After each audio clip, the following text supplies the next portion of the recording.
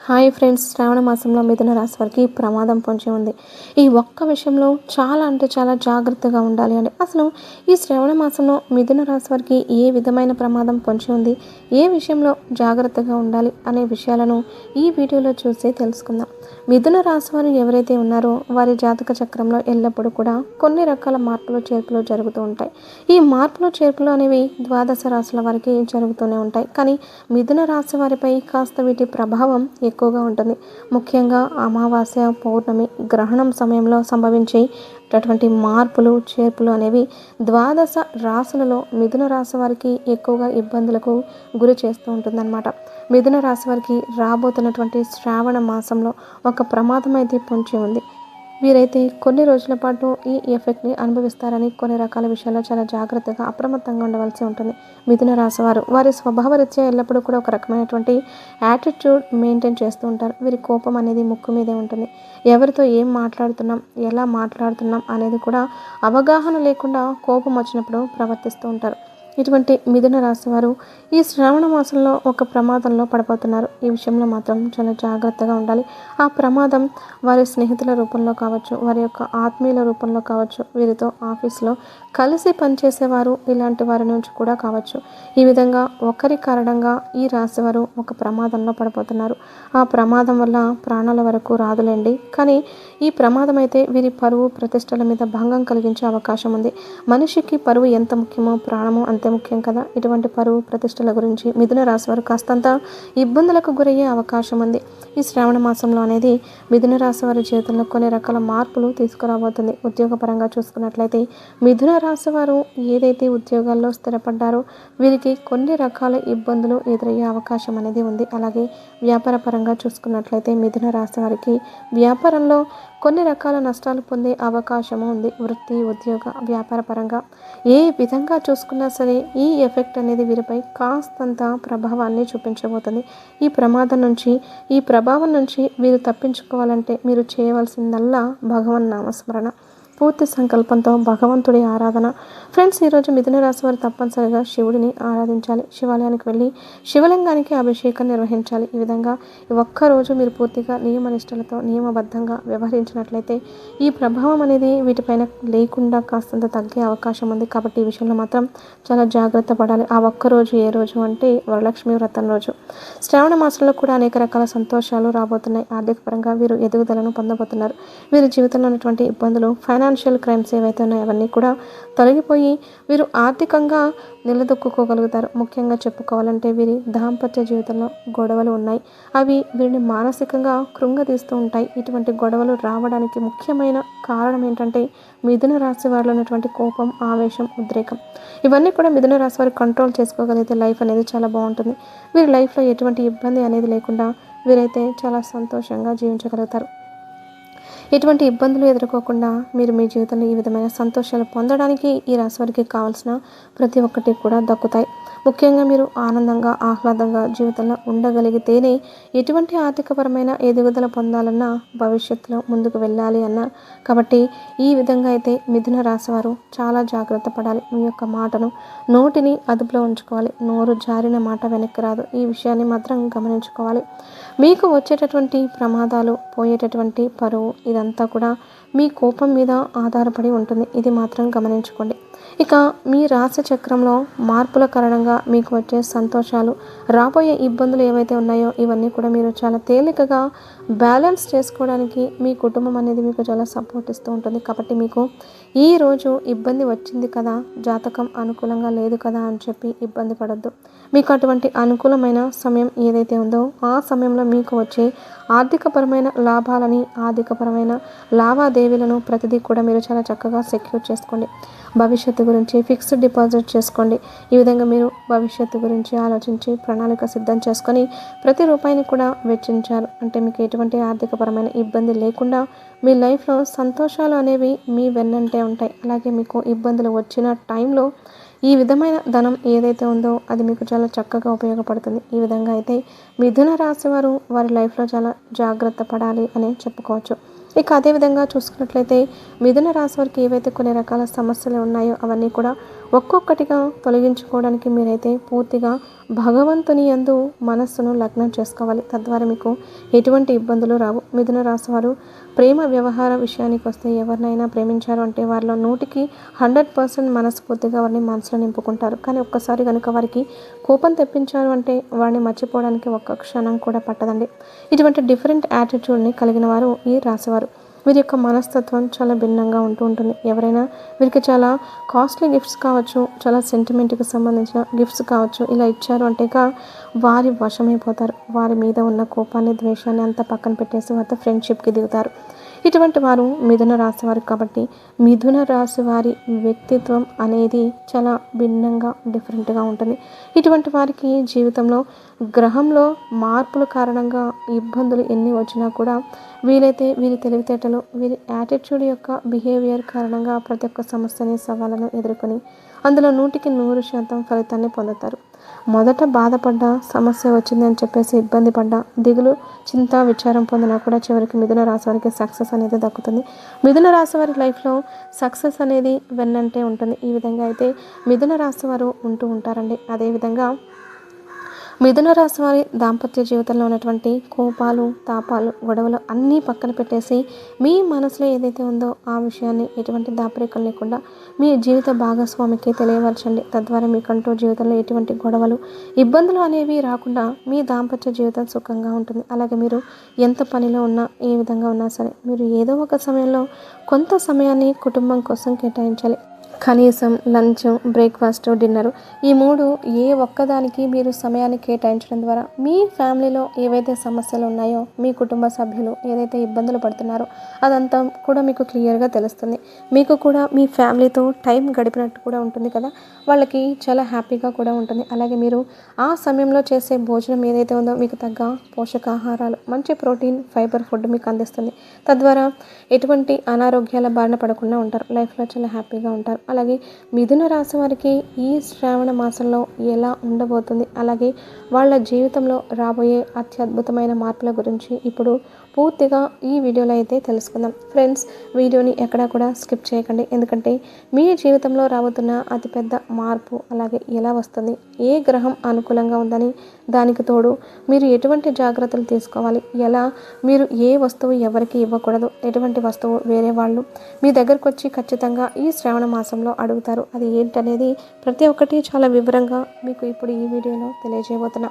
చాలా నిదానంగా మంచిగా విని వాటిని ఆచరిస్తే మాత్రం మీకు మీ లైఫ్లో చాలా మంచి రిజల్ట్ అనేది ఇక్కడ నుంచి స్టార్ట్ అవుతాయన్నమాట. అయితే మిథున రాశి వారికి మీ దశ అనేది మారిపోబోతుంది. మీకు చాలా అద్భుతమైన రిజల్ట్ అనేవి కనపడడం అనేది స్టార్ట్ అవుతుంది. మీ రాశిలో మొత్తం 5 గ్రహాలకు సంబంధించిన ఏకత్వం ఉంది. అంటే ఎప్పుడు కూడా అన్ని గ్రహాలు ఏకం అవ్వడం అనేది జరగదు, అది మనందరికీ తెలిసిందే.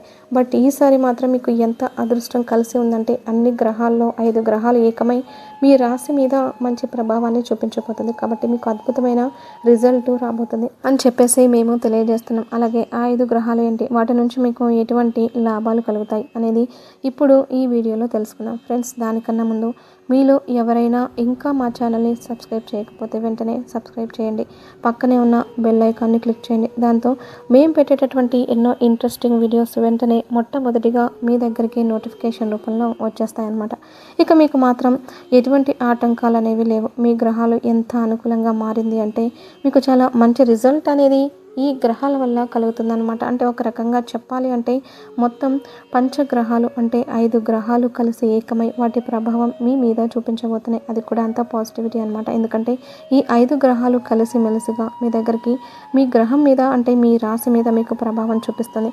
5 గ్రహాలు మనకి ఎప్పుడు కూడా కీర్తిని, అలాగే సంతోషాన్ని, అలాగే ధనాన్ని ఇవన్నీ కలుగజేసే 5 గ్రహాలు అనమాట. అయితే ఆయా గ్రహాలు ఏంటి, మొట్టమొదటిది సూర్యగ్రహం అండి, రెండోది గురువు, తర్వాత బుధుడు, దాని తర్వాత శుక్రుడు, అలాగే చంద్రుడు. ఈ 5 గ్రహాలు ఏకమై మీ మీద మంచి ప్రభావాన్ని చూపించబోతున్నాయి. అయితే ఇక్కడ మీరు చేయకూడని కొన్ని పనులని, అలాగే కొంతమంది మీ నుంచి ఆశించే కొన్ని వస్తువుల్ని, ఏది ఏమైనా సరే ఎట్టి పరిస్థితుల్లో మాత్రం మీరు ఇవ్వవద్దు. ఎంత మీకు క్లోజ్ అయినా సరే, ఓన్ రిలేటివ్ అయినా సరే, ఎవరికైనా సరే మీరు మాత్రం ఎట్టి పరిస్థితుల్లో ఈ వస్తువులు మాత్రం ఇవ్వద్దు. మీరు కానీ ఈ వస్తువుల్ని వాళ్ళకి ఇచ్చేస్తే మీ సొంత అదృష్టాన్ని మీ చేతులారా మీరు వాళ్ళకి ఇచ్చేసినట్టు అవుతుంది. కాబట్టి ఆ కాస్త సమయానికి మీరు కానీ ముగించగలిగితే చాలా బెటర్. సో ఎంత సొంత అన్నదమ్ములైనా సరే, సొంత బిడ్డలైనా సరే, ఎంత సొంతమైనా సరే మీరు ఈ యొక్క వస్తువుని ఎవ్వరికి దానం అనేది చేయొద్దు. అలాగే మీరు ఈ శ్రావణ మాసంలో కొన్ని విషయాలు కానీ పాటించుకుంటే మీరు చాలా అదృష్టవంతులు అవుతారు. ఇక ఇక్కడి నుంచి మీకు తిరుగు లేకుండా అయిపోతుంది. ప్రతి ఒక్క దాంట్లో మీరు పట్టిందల్లా బంగారం అన్నట్లుగా ఉంటుందన్నమాట. ఎందుకంటే ఫ్రెండ్స్, మనం చెప్పుకున్న 5 గ్రహాలు ఏవైతే ఉన్నాయో చూడండి, సూర్యుడు ఎప్పుడు కూడా మనకి కీర్తి ప్రతిష్టలను ఇస్తాడు. అలాగే సమాజంలో ఒక మంచి గుర్తింపును తీసుకుని వస్తాడు. ఇక గురువు అంటారా, ఎవరికైతే గురు బలం బాగా ఉంటుందో వాళ్ళకి ఎటువంటి వ్యాపారం కావచ్చు, జాబ్ కావచ్చు, డబ్బు పరంగా కావచ్చు, వీటిలో ఎప్పుడు కూడా లోటు అనేది ఉండదు. అలాగే వాళ్ళ ఫ్యామిలీలో కూడా వాళ్ళకి మంచి గుర్తింపు అనేది ఉంటుంది. ఇక బుద్ధుడు అంటారా, తను చాలా మంచిగా మనకి బుద్ధి సిద్ధిని ఇస్తాడు. అలాగే బిజినెస్లో మంచిగా ముందుకు రాణించే సంయమనం అనేది కలిగిస్తూ ఉంటాడు. అలాగే మనకి మంచి నాలెడ్జ్ కూడా వచ్చేలాగా, అంటే మంచి తెలివితేటలు మనకి పెంచుతాడనమాట. ఇక చంద్రుడు అంటే మనకి పీస్ ఆఫ్ మైండ్, రిలాక్సేషన్. ఎంతో ఒత్తిడికి గురవుతున్న ఈ రోజుల్లో మీకు కంప్లీట్గా ఇక ఇక్కడ నుంచి మీరు ఇప్పటిదాకా ఎంతైతే కష్టాలు అనుభవించారో, ఎంత ఒత్తిడిని అనుభవించారో వాటన్నిటికీ దూరంగా ఇప్పుడు చాలా ప్రశాంతమైన లైఫ్. ఎందుకంటే మీ రాశి మారిపోబోతుంది. కాబట్టి చాలా మంచిగా మీకు ఇక్కడ ప్రతి ఒక్కటి స్టార్ట్ అవుతుంది. కాబట్టి మీ టైం మంచిగా స్టార్ట్ అవుతున్నట్టు చాలా రిలాక్సేషన్గా ఉంటారు. ఇక శుక్రగ్రహం అంటారా, ఇది మనకి ఇప్పుడు కూడా సంతోషాన్ని ఇస్తుంది. మన ఫ్యామిలీ లైఫ్ చాలా మంచిగా లీడ్ చేసేలా ఉంటుంది. హస్బెండ్ వైఫ్ మధ్య ఎప్పుడు కూడా ప్రాబ్లమ్స్ అనేవి క్రియేట్ అవ్వవు. ఒకరికొకరు చాలా మంచిగా అండర్స్టాండింగ్ చేసుకుంటారు. అది ఏ సుఖమైనా కావచ్చు, లేదా ఫీలింగ్స్ని ఎక్స్ప్రెస్ చేసుకునేది కావచ్చు. ఇక మీ మ్యారేజ్ లైఫ్లో ఎటువంటి ప్రాబ్లం అనేది లేకుండా చాలా హ్యాపీగా లీడ్ అనేది చేస్తారు. సో ఫ్రెండ్స్, ఈ 5 గ్రహాల నుంచి మనకి అంత మంచి జరుగుతుంది. కాబట్టి ఇక ఇప్పుడు మీరు చేయకూడని కొన్ని పనులు, అలాగే మీరు చేయాల్సిన కొన్ని పనులు తెలుసుకుందాం. మీరు ఇక్కడి నుంచి ఎక్కువగా సూర్య భగవానుని పూజించాలి. సూర్యుడికి ఎంత మీరు అనుకూలంగా, అంటే పనుల్లో కాస్త కూస్త ఎక్కడైనా అంటారు కదా, దృష్టి ఉన్నా కూడా అది కూడా పోతుంది అనమాట. కాకపోతే చాలామంది ఏ విధంగా చేయాలో తెలియక, కొన్ని తెలిసి తెలియక చేసే పొరపాట్ల వల్ల వాళ్ళకి దాని రిజల్ట్ అనేది రాదు. అయితే మనం సూర్యుడికి ఏ విధంగా మనం గుర్తింపు తీసుకుంటాము అంటే, ఏది కూడా రెడ్ కలర్ అనేది ఏదైతే ఉందో అది మనం సూర్యుడికి కలిపి వాటికి సంబంధించిన కలర్ అని చెప్పేసి మనందరికీ తెలిసిందే. కాకపోతే మంగళానికి కూడా సంబంధించింది రెడ్ కలర్, బట్ అది సూర్యుడికి కూడా అప్లై అవుతుంది. అయితే మీరు ఇక్కడ చేయాల్సిన పని ఏంటి అంటే, ఫస్ట్ మీరు ఎప్పుడైతే స్నానం చేయడం స్టార్ట్ చేస్తున్నారో అప్పుడు దాంట్లో ఏదో ఒక ఎరుపు రంగు పుష్పం కావచ్చు, చిన్నది చిటిక ఎర్ర బెల్లం ఉంటుంది కదా, సో దాన్ని వాటర్లో వేసుకొని కంపల్సరీగా స్నానం చేయాలి. ఇక రెండోది, మీరు ఇవ్వకూడనివి ఇత్తడికి సంబంధించిన ఏ వస్తువైనా సరే, ధాన్యం, బెల్లం, రెడ్ కలర్కి సంబంధించిన ఎటువంటి సామానైనా సరే, బట్టలైనా సరే ఎప్పుడు ఇవ్వకూడదు. అలాగే మనకి పప్పుల్లో కూడా చూడండి, మైసూర్ దాల్, అది కూడా ఒక్క మాటలో చెప్పాలంటే రెడ్ కలర్కి సంబంధించింది. అది తినే వస్తువైనా, వేసుకునే వస్తువైనా, ఏదైనా సరే మీరు పొరపాటును కూడా ఎవరికి ఇవ్వకూడదు. ఇస్తే మాత్రం మీ భాగ్యాన్ని మీ చేతులతోనే వాళ్ళకి ఇస్తున్నట్టు లెక్క. ఇక రెండోది వచ్చేటప్పటికి, మీరు ఖచ్చితంగా సూర్య నమస్కారం అనేది చేయాలి. ఎలా అంటే, సూర్య నమస్కారం ఎక్సర్సైజ్ కాదండి. ఇక్కడ మీరు పొద్దున్నే లేచి మంచిగా స్నానం చేసేసి మీరు సూర్యుడికి జలాన్ని అర్పించాలి. కానీ ఇక్కడ చాలామంది ఏమనుకుంటారంటే, 7:30, 8 గంటలకు కూడా సూర్యుడు ఉంటాడు కదా, చక్కగా స్నానం చేస్తాం, ఒక లోటాలో నీళ్లు తీసుకొని సూర్యుడికి నమస్కారం చేయొచ్చా? అది సూర్య నమస్కారం అస్సలు కాదండి. అలా చేస్తే మీకు ఎటువంటి ఫలితం అనేది ఉండదు. సూర్య నమస్కారం మీరు చేయాలి అంటే ఖచ్చితంగా మీరు తీసుకుంటున్న వాటర్ ఏదైతే ఉందో, అంటే మీరు దేనితో అయితే నీళ్లు తీసుకుంటున్నారో ఫస్ట్ వాటర్ అనేవి చాలా క్లీన్గా ఉండాలి. రెండోది వచ్చేటప్పటికి దాంట్లో మీరు ఖచ్చితంగా కాస్త బెల్లం వేయాలి, ధాన్యం వేయాలి, ఎరుపు రంగు అలాంటివి అయినా సరే వేసుకోవచ్చు. ఈ మూడింటిని కలిపి ఆ వాటర్ని మీరు సూర్యుడికి అర్పించాలి అని గుర్తుపెట్టుకోవాలి. సూర్యుడికి అర్పించేటప్పుడు మీ తల మీద ఖచ్చితంగా ఏదో ఒక క్లాత్ని ఉంచుకోవాలి. ఓపెన్ హెడ్తో మాత్రం మీరు ఎప్పుడు కూడా సూర్యుడికి నీళ్లు అనేది అర్పించకూడదు. జెంట్స్ అయితే ఒక హ్యాండ్ కర్చీఫ్ ఏదో ఒకటి తల మీద పెట్టుకొని, దాని తర్వాత మీ 2 చేతులను బాగా పైకి, అంటే శిరస్సు మీద కూడా బాగా పైకి అని, ఇక సూర్యుడికి నీటిని పోస్తూ దండం పెట్టుకుంటూ, సూర్యుడు ఏ దారిలో అయితే మీరు పోస్తున్నారో ఆ దారిలో నుంచి మీరు సూర్యుడిని నమస్కరించుకోవాలి, సూర్యుడిని దర్శించుకోవాలి. ఈ విధంగా చేసుకోవాలి.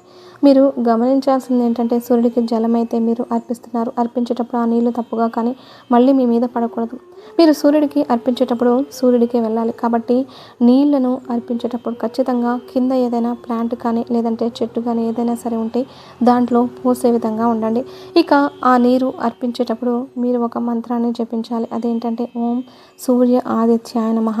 ఈ మంత్రాన్ని ఖచ్చితంగా జపించుకుంటూ మీరు సూర్యుడికి నీళ్లు అనేది అర్పించాలి. ఫ్రెండ్స్, ఇంకొక అతిపెద్ద ఇంపార్టెంట్ విషయం ఏంటి అంటే గడియారం. అవునండి, వినడానికి చాలా విచిత్రంగా ఉన్నా కానీ ఇది నిజం.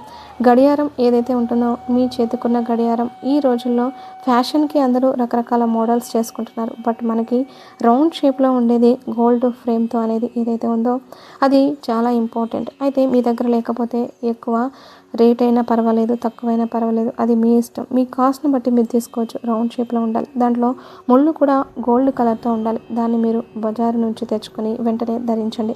ఈ వాచ్ని ఎట్టి పరిస్థితుల్లో ఎవరైనా సరే మిమ్మల్ని అడిగితే మీరు ఈ పని ఇవ్వకూడదు. వన్స్ మీరు తెచ్చుకొని మీ పేరు మీద మీరు కొనుక్కొని మీ చేతికి ధరించిన తర్వాత వారు ఎంత ఇంపార్టెంట్ అయినా సరే మీరు వాళ్ళకి ఆ గడియారం అనేది అస్సలు ఇవ్వకూడదు అనమాట.